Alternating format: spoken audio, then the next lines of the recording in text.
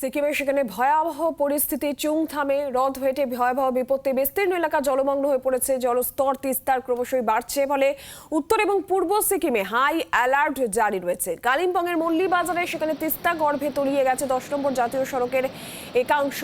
যোগাযোগ বন্ধ, জাতীয় সড়ক বন্ধ করে দিয়েছে কালিম্পং প্রশাসন। তিস্তা তীরবর্তী অঞ্চলও খালি করে দেওয়া হচ্ছে। বিস্তীর্ণ এলাকা জলমগ্ন, তিস্তার জলস্তর বেড়েছে। উত্তর এবং পূর্ব সিকিমে হাই অ্যালার্ট জারি রয়েছে।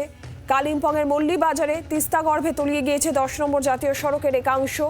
বন্ধ করে দিয়েছে জাতীয় সড়ক প্রশাসন। সামগ্রিকভাবে পরিস্থিতি জানবো। নারায়ণ সিংহ রায় টেলিফোন লাইনে রয়েছেন আমাদের প্রতিনিধি। নারায়ণ, কি পরিস্থিতি?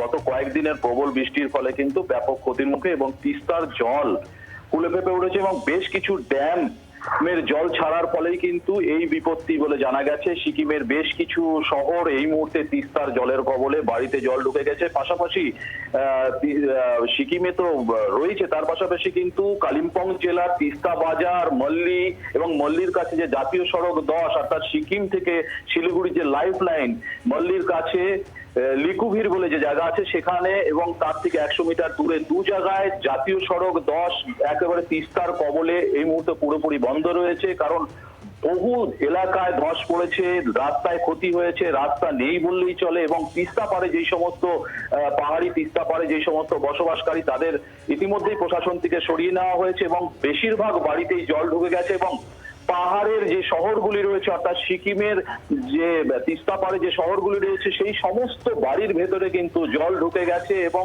ভয়ানক পরিস্থিতি। পাশাপাশি বলে রাখি, এই মুহূর্তে 23 জন আর্মি নিখোঁজ রয়েছে, তাদের সন্ধান চালাচ্ছে এবং বেশ কিছু ব্রিজ ওয়াশ আউট হয়ে গেছে বলা চলে। এবং রীতিমতো একটা ভয়াবহ বিপর্যস্ত পরিস্থিতি এই মুহূর্তে সিকিম জুড়ে। আর সিকিমের বৃষ্টির জেরে তিস্তায় জল ক্রমশই বাড়ছে। তিস্তার অসংরক্ষিত এলাকায় সেখানে হলুদ সংকেত রয়েছে। গজলডোবা ব্যারাজ থেকে 7,951 কিউমেক জল ছাড়া হয়েছে। পুলিশের পক্ষ থেকে মাইকিং করা হচ্ছে তিস্তার পার ধরে। আর তিস্তা সংলগ্ন এলাকার বাসিন্দাদেরও অন্যত্র সরিয়ে নিয়ে যাওয়া হচ্ছে।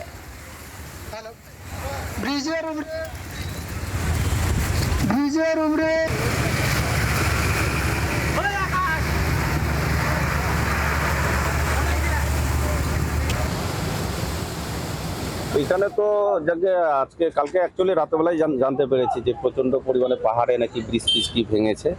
তো যার জন্যই আসা, প্রশাসনের লোকজনও আছে, আইসি সাহেব আছে। তো এখন যেটা দেখা যাচ্ছে প্রচন্ড পরিমাণে জলটা বাড়ছে, একটা বন্যার আশঙ্কার মতো পরিস্থিতি। বাঁধের ওই দিকটা থাকে ইসের দিকে, তিস্তার দিকে, তাদেরকে আস্তে আস্তে বাঁধের উপরে ওঠানো হচ্ছে এবং আমাদের গ্রাম পঞ্চায়েতের পক্ষ থেকে যেটা করা হয় সেটা প্রস্তুতি চলছে। বাংলার আওয়াজ, বাঙালির আবেগ, জি 24 ঘন্টা।